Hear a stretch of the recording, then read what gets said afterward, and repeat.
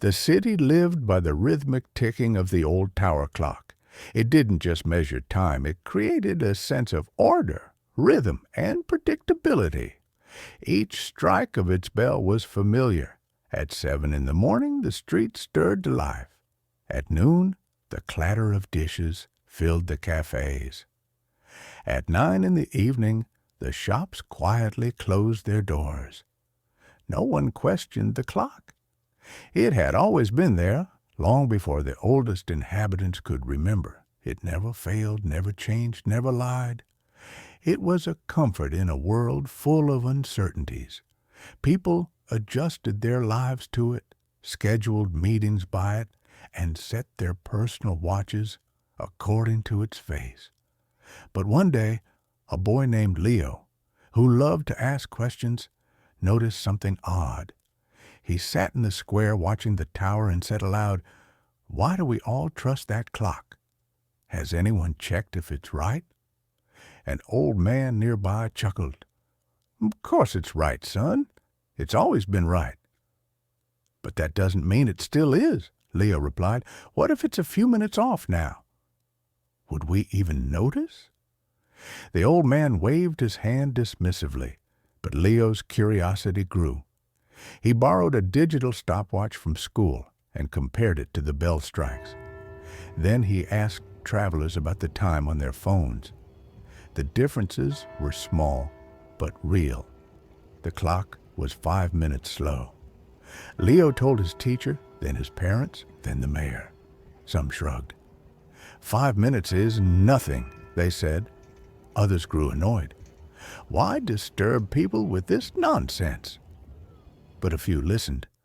Quietly, they checked their own watches. They asked themselves, why didn't we notice? Soon a small group gathered in the square to talk about it. Some demanded the clock be fixed. Others argued, but if we all agree it's noon, isn't that good enough? Why should we care if it's a few minutes off? Arguments erupted. The town was no longer in sync. The clock hadn't changed, but the people had. Some lived by their own watches now. Some insisted on the old clock. A few ignored time altogether, saying it was all an illusion. The mayor called a meeting. Voices clashed, tradition versus accuracy, comfort versus truth. An old woman stood and spoke. When I was young, we trusted the clock because we trusted each other, not because the clock was perfect, but because we chose to follow it together. Leo listened.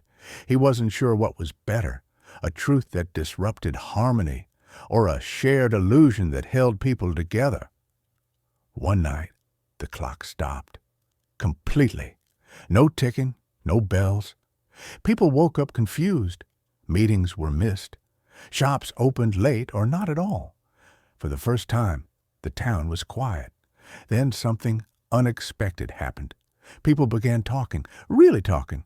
Neighbors knocked on doors. What time do you have? When should we meet? A new rhythm emerged, less precise but more human. Some missed the clock's certainty.